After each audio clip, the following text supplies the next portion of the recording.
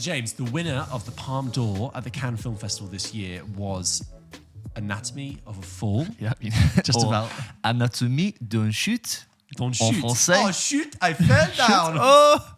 Anatomy. No, it's a very serious movie, George. Yeah, it looks like it. Tell us about it. Anatomy of a Fall. Once again, George didn't watch a trailer, knew very little going in apart from won a big fancy award and like another just like general thumbs up from someone else who had seen it and that it was good. Anatomy of a Fall is directed by Justine Triet or Trier. I'm sorry if I've like not got the right pronunciation there. Is set in France in a mountainous region of Grenoble in France. And we presented with this couple, Sandra and Samuel, but originally we just presented with Sandra at the day in question. And she's being interviewed about her literary work as a writer by a journalist. And they have a son who's partially blind from an accident in the past. And this whole incident occurs where Samuel, the husband, is in the attic blasting music really, really loud, like imposing all over the house because he's sort of fixing the insulation in the roof. And the interview ends and Sandra decides to do a bit of work in her bedroom, put some earplugs in and go to sleep. Meanwhile, their son takes their dog out for a walk. And when the son comes back, he sees the house that they live in with the music blaring, and he eventually sees, because he's partially blind, the sight of his father surrounded by blood, dead, right below the window where he was working. And the music's still playing, and his dog obviously sees it first, and then he feels the presence of his father's body, screams to get his mum. His mum rushes out, and their father is dead. And so, they're both absolutely traumatized, and they go through this whole process, and there's now this question of, did he fall from the attic that he was working in? Did he jump in an attempt to commit suicide? Or was he pushed? And below the window where he falls is a sort of like a functional box where like you might keep firewood or something, where he could have potentially smashed his head and died. And the next 2.5 hours is a study in increasingly intense detail investigating his death and subsequently the analysis of their relationship, right? And it starts from a very matter-of-fact autopsy of the body, which has a blow to the head, which could have been from where he could have hit this box. And it's an inconclusive autopsy where they don't know for sure if this is a blow, they don't know how the body fell, if it was a push, if it was a fall, if it was something else, right? And what follows is a full forensic analysis at first of the house and the window and test bodies, and she has to bring a lawyer involved to sort of ensure that she's not going to get accused of murder. And because all of that is inconclusive, what then follows is an analysis of their relationship, what their dynamic was like, every single thing that was said in the lead up to that day, which could potentially allude to suicidal tendencies, motive to commit murder, and how responsible Sandra is to that, okay? And as a mystery story, I loved how open it was, and the film is very ambiguous for most of its runtime as to what really happened, but it never really tries to withhold information. The camera and the cinematography are very just matter-of-fact, and they're always in service of giving the audience the correct information as and when it comes. And that could be like standard cinematography with a camera presenting with something, or the camcorder that a forensics team is using to capture stuff around the house and they reveal information as you do, or the newsreader outside the courthouse going through there. It was really, really gripping. I thought it was just brilliant. Wow. It's long at about 2.5 hours, but I think it really deserves to be. It was chilly in its setting and like bone-chillingly raw and and honest to watch.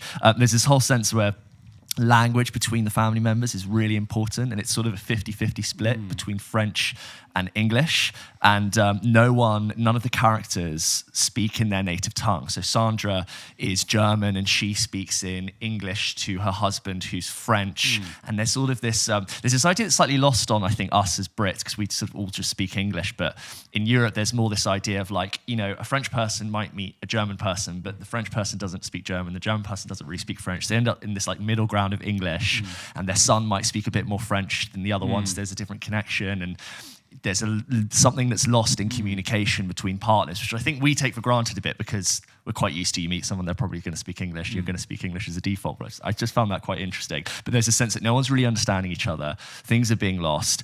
Sandra Hüller, whose character's name is also I'll get onto this point later. Everyone's name is the name of the character, right? So Sandra Hüller, I think, has given the acting performance of the year. Wow. I'm like very happy to call that right away.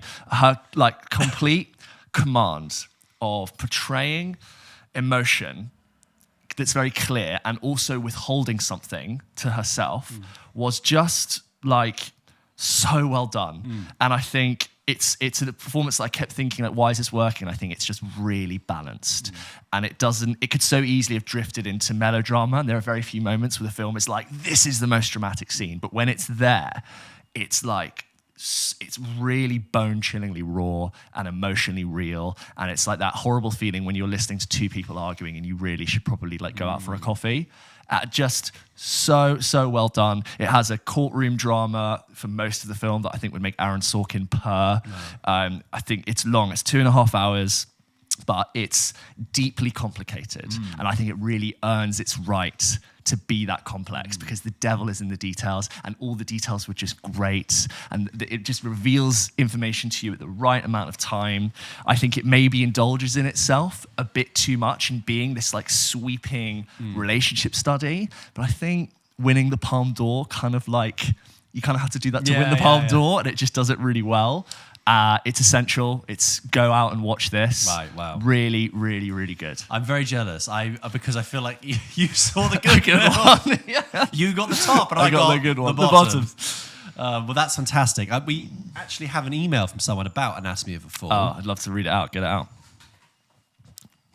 While you do that, so there's this. So in part of the film is a study on the literary work. So because like so much has to be deduced and inferred about this relationship, right? And they need to decide, well, when you did say that thing, what did he mean? And what is that dynamic you have? And when you took that idea, how did he react to that? Because they need to figure out, like, does she have a motive to commit murder? Does he have a motive to commit suicide? Or was it just a coincidence?